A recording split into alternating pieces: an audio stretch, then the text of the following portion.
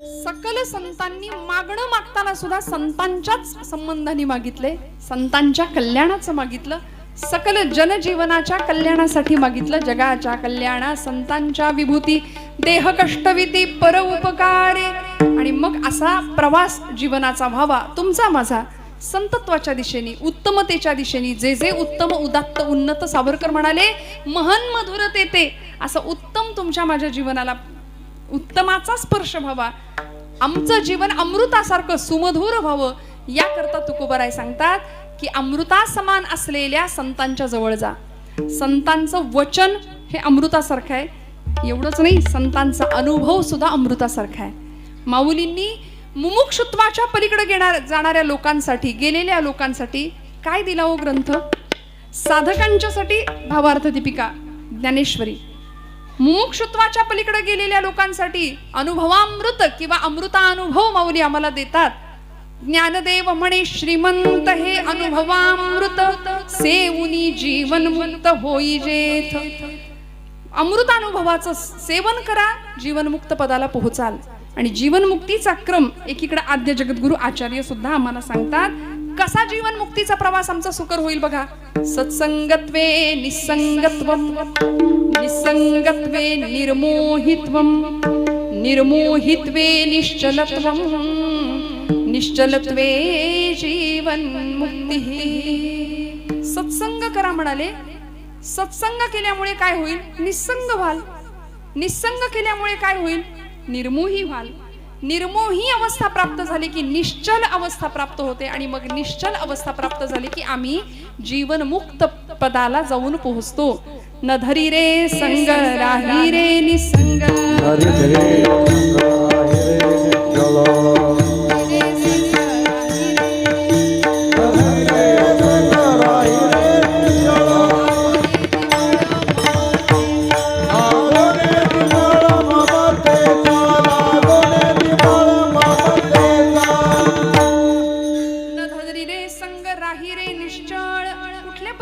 कुठल्या पदाला आम्हाला पोहोचायचे बघा. लागोनी दी मळ ममतेचा. जीवन निर्लेप असावं, निरामय असावं, निष्काम असावं आणि निरपेक्ष असावं. विठ्ठल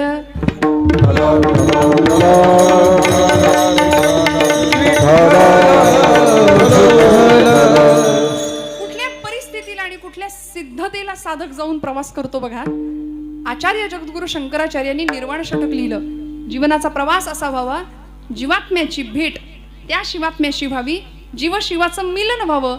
आचार्यांचं म्हणणं आहे. मग येणारा अनुभव कसा असतो? अहम निर्विकल्पो निराकार रूपो विभुर्व्याप्य सर्वत्र सर्वेंद्रियाणि सदावे समत्वं न मुक्तिर्न बन्धनं चिदानंद रूप शिवोऽहं शिवोऽहं चिदानंद रूप शिवोऽहं शिवोऽहं. न मे मृत्युशङ्का न मे व्याधि भेद पिता नैव मेनैव माता न जन्म न बन्धुर्न मित्रं गुरुर्नैव शिष्यः चिदानंद रूप शिवोऽहं शिवोऽहं चिदानंद रूप शिवोऽहं शिवोऽहं.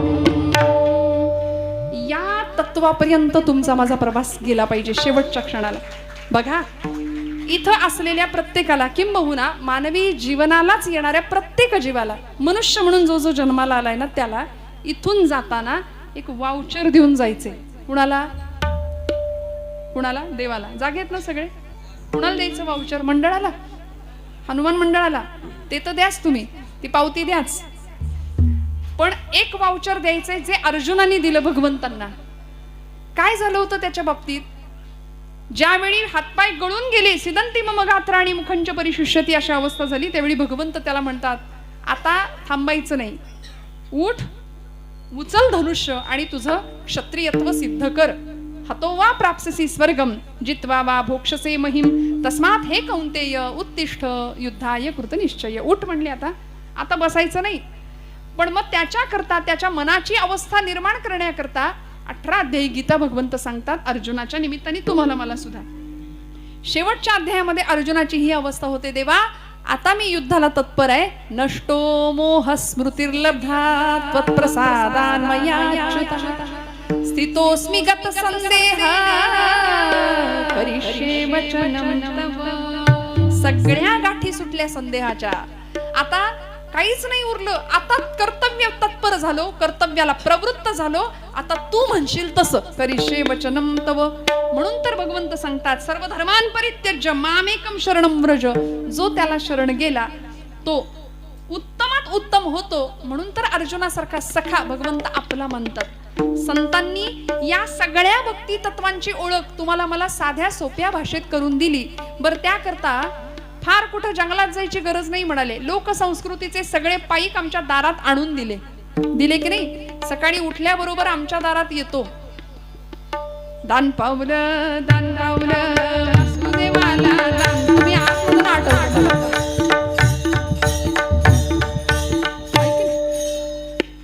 सकाळी पहाटेच्या वेळी डौर डुग डुग वाजवी ऐका असं म्हणणारा पिंगळा येतो. त्यानंतर लोकसंस्कृतीचे पाईक एखादा गोंधळी संबळावरची थाप कडाडतो आणि गोंधळी येतो आमच्या दारात. नाथांचा गोंधळ त्याच्या मुखात असतो. एखादा कोल्हाटी असतो डोंबाऱ्याचा खेळ खेळणारा. दोरावरनं ती मुलगी चालत असते आणि त्याच्या मुखामध्ये आम्ही कोल्हाटी कोल्हाटी सोहम शब्दे बोलती. त्याच्या मुखात भगवंताचंच नाम असतं. किंबहुना नाथांनी इतकं सोपं करून हे भक्ती तत्वज्ञान आमच्यापर्यंत आणून दिलं. बघा ना, कुठेही काही जायची गरज नाही. उत्तम प्रपंच करून सुद्धा आमच्या घरामध्ये उत्तम परमार्थ घडवू शकतो आणि देव आम्ही घरात आणू शकतो. आमचं असं झालंय, आमच्या घरात देव सोडून सगळं आहे, देव नाहीये. प्रपंचामध्ये सगळं बाकी मागतो आम्ही. आम्ही देवाला नाही मागत, देवाकडून सगळं मागतो, देव नाही मागत. इथे आम्ही चुकतो. संतांनी देव मागितला. का देव मागितला? कारण देव कळला, देव दिसला. दिसला ना, म्हणून तर जीवन अमृतासारखं बनलं. निवृत्तीनाथांचा गोड अभंग आहे. रवींद्रनाथ टागोरांना हा अनुभव प्राप्त झाला. आमच्या ज्ञानोबा माऊलींना हा अनुभव प्राप्त झाला. देखिला देखिला गे माये देवांचाही देव फिटला संदेह निमाले दुजे. पण द्वैत संपलं, अद्वैताचा साक्षात्कार झाला. आणि आम्ही तुझ्यापासून वेगळे नाही. आम्ही कोण आहोत? आम्ही चकोर हरिचंद्रमा.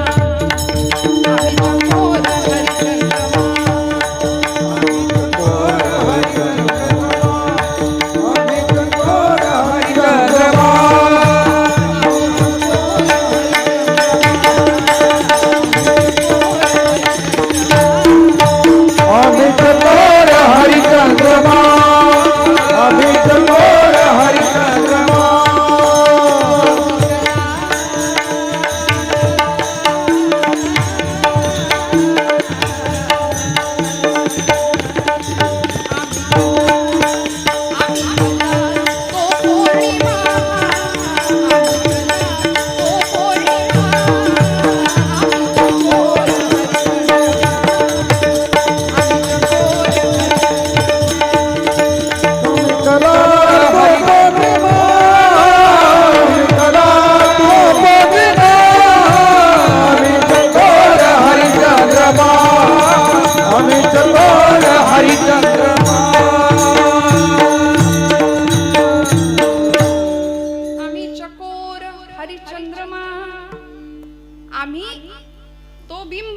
प्रतिबिंब आहोत.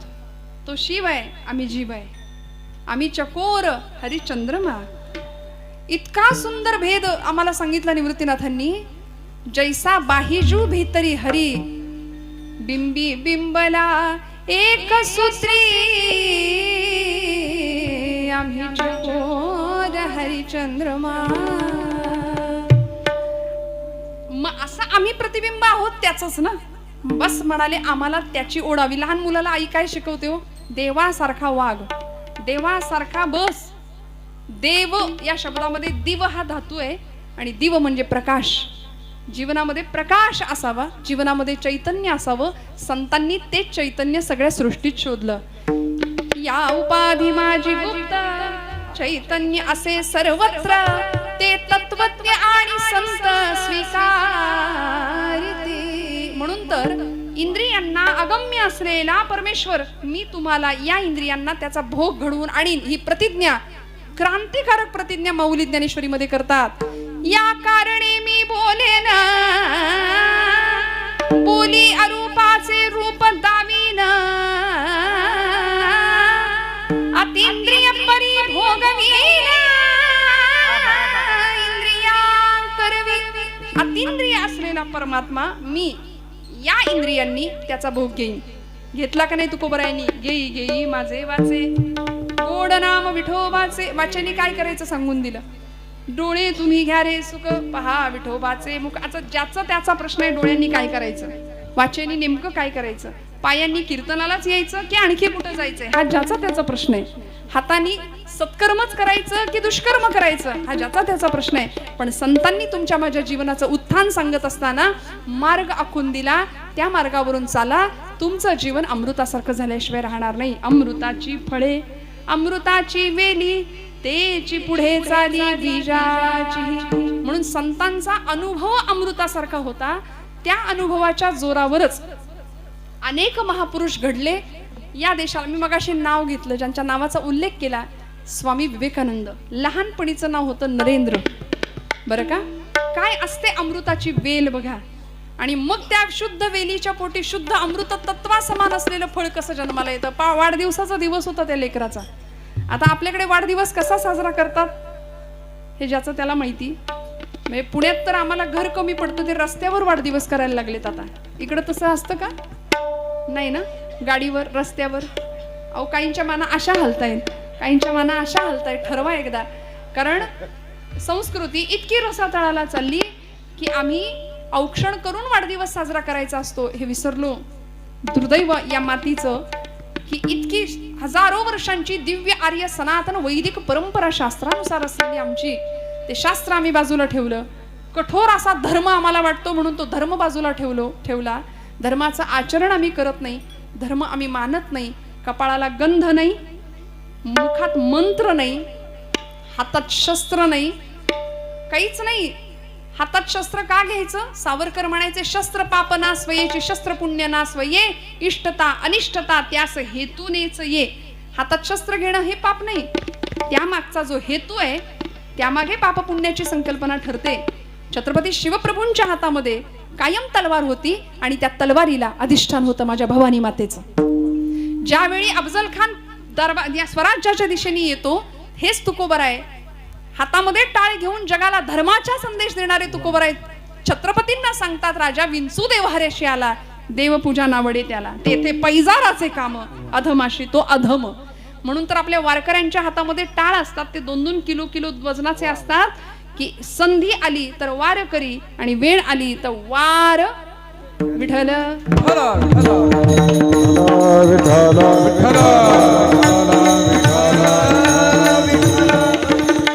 प्रवास ऊर्ध्वगामी दिशेने व्हावा असं जर वाटत असेल ना, जीवनाचं अधपतन व्हावं नाही व्हावं असं जर वाटत असेल ना, ते इथं आणा. मी हात जोडून आपल्या माता भगिनींना, पुरुष वर्गाला, बंधू वर्गाला सांगते, लेकरांना कीर्तनात घेऊन या. काळाची खूप मोठी गरज आहे. माझे गुरुजी म्हणतात, इथं येऊन कार्टी झोपली तरी चालतील, कारण झोपेत जे ऐकतील ते चांगलं असेल आणि घरी जागेपणी जे बघतील ते वाईट असेल टीव्हीवर.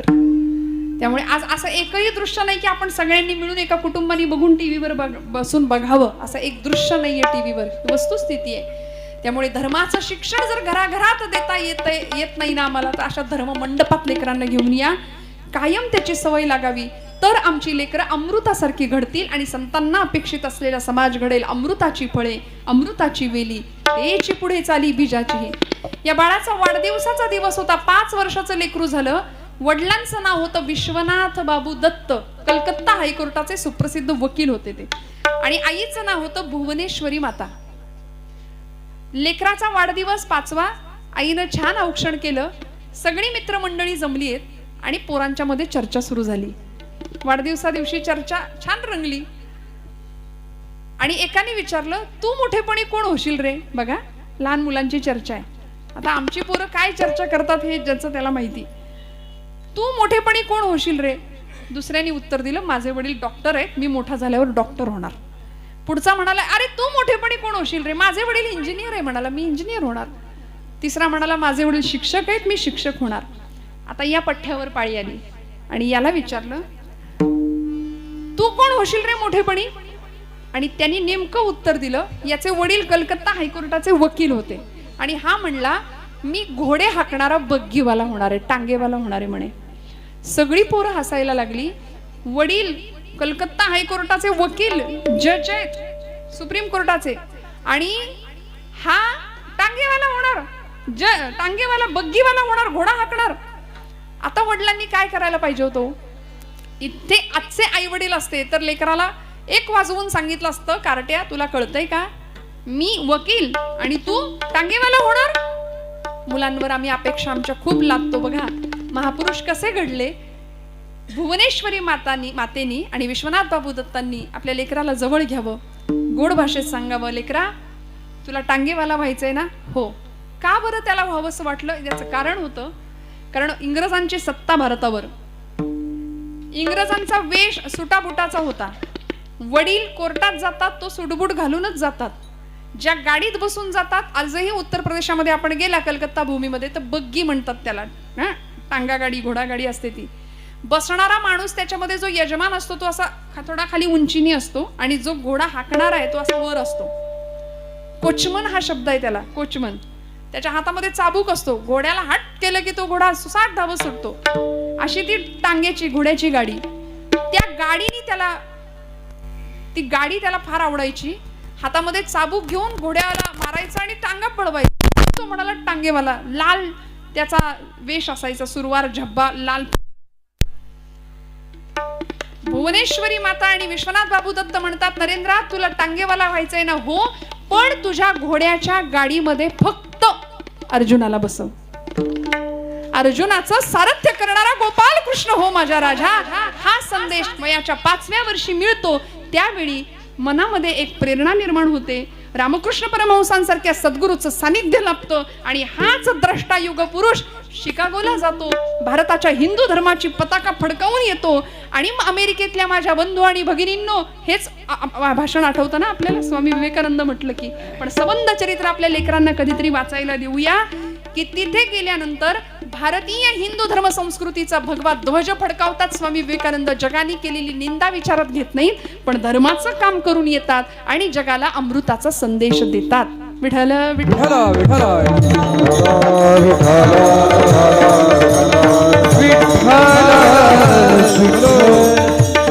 मग तुमचं माझं जीवन अशा अमृताच्या दिशेने घडायचं असेल म्हणून आपल्या लेकरांना उत्तम वाचन संस्कृती द्यावी, उत्तम वाचायला, लिहायला, बोलायला शिकवावं. परवा मी एका मुलाला विचारलं, तुला हरिपाठ माहितीये का?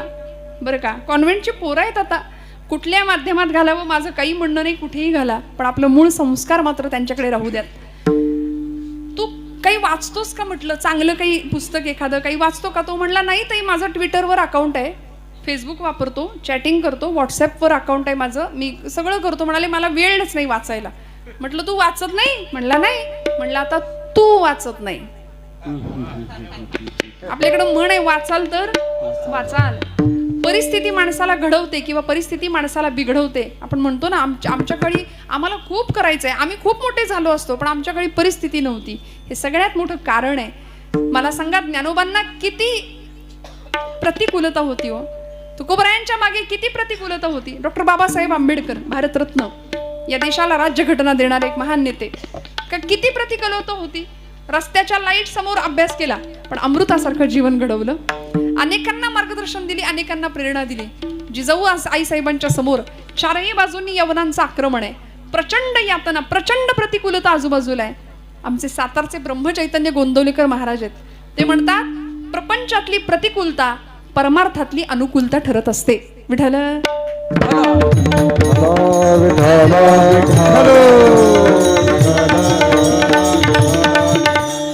मग म्हणाले, ही प्रपंचातली जी प्रतिकूलता आहे ना, वेदना असते ना, ती भगवंताकडे जास्त लवकर आम्हाला घेऊन जाते.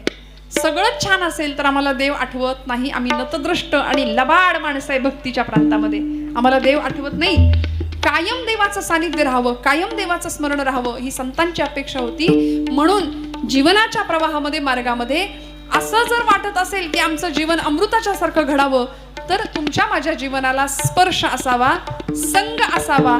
तो कुणाचा? तो संग मागतायत दुसऱ्या चरणामध्ये तुकोबर आहे.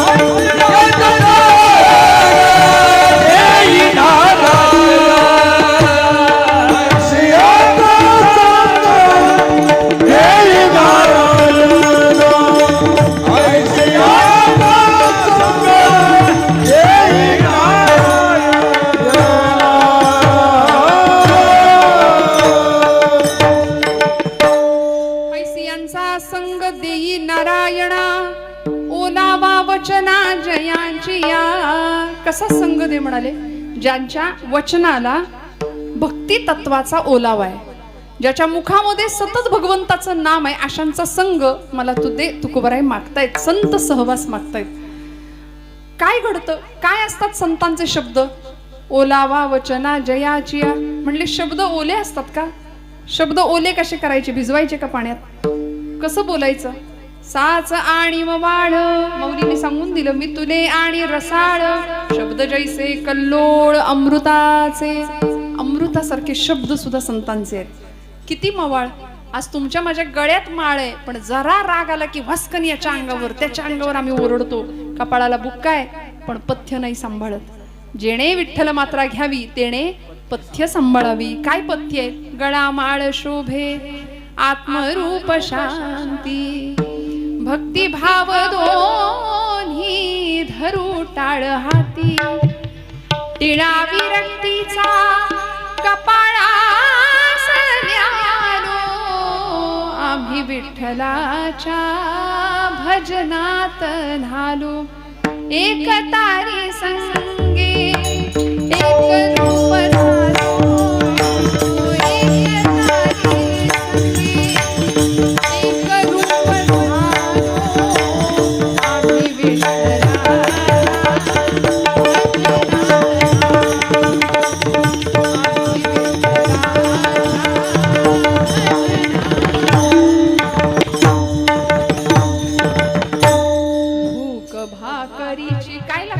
साधकाला, एका सर्वसामान्य जीवाला काय लागतं? छाया झोपडीची निवाऱ्यासल्या गोधडीची. माया मोह सारे उगाडो प्यारो. आम्ही विठ्ठलाच्या भजनात. मग म्हणाले, असं जर भगवंताच्या नामामध्ये रंगायचं असेल तर संगात कुणाच्या बसावं? ऐसी यांचा संग देई नारायणा.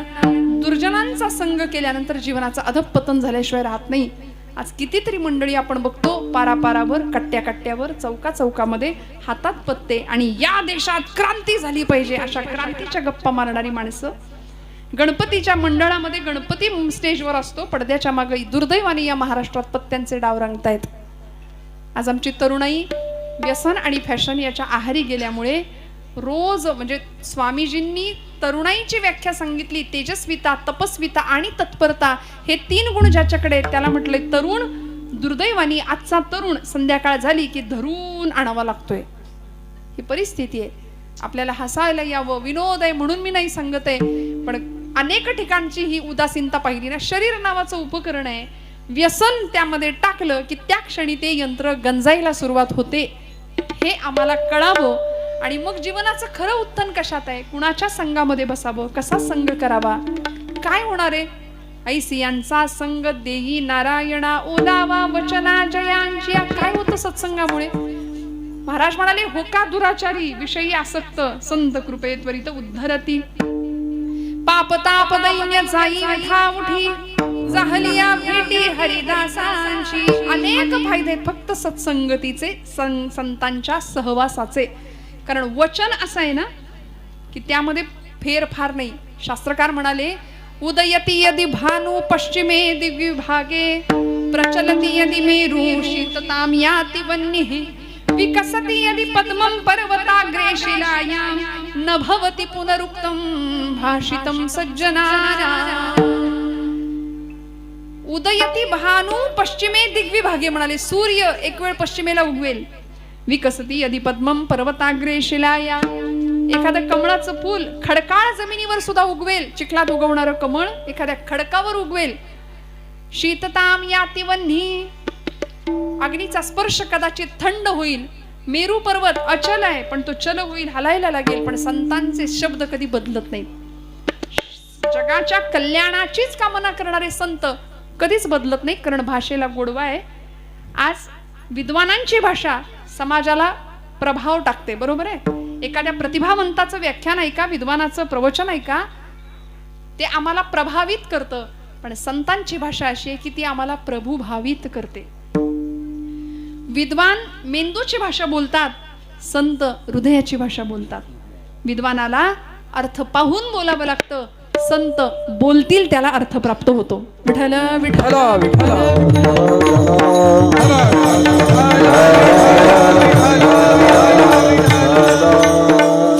म्हणून तर कितीही पापीत असू दे, पण संतांच्या सहवासात आल्यानंतर ज्याच्या जीवनाचं उत्थान होतं. तुकोबरायांचं कीर्तन, देहूमध्ये महाराजांची कीर्तनं व्हायची. पंचक्रोशीमध्ये गाथा तरल्याचा अनुभव सगळ्यांनी घेतला, साक्षात्कार घेतला, तुकोबरायांचा अधिकार कळाला. आणि मग धन्य तुकोबा समर्थ तेने केला हा पुरुषार्थ, किंवा सच्चिदानंद रूपाची मूर्ती असलेल्या तुकोबरायांची अभिव्यक्ती समोर जगाला सगळ्यांना दिसली. आणि तुकोबरायांची कीर्तनं देहूमध्ये व्हायला लागली. देहूतच नाही तर लोहगावात सुद्धा तुकोबराय कीर्तनाला जायला लागले. सध्या पुण्याचं विमानतळ जिथं आहे ना, त्या लोहगावात महाराजांचं कीर्तन होतं शिवबा कासारांच्या घरी. तुकोबराय कीर्तनाला उभे आहेत. सुंदर कीर्तनाचा रंग भरला. होय अंग हरिरूप ही अनुभूती प्राप्त झाली.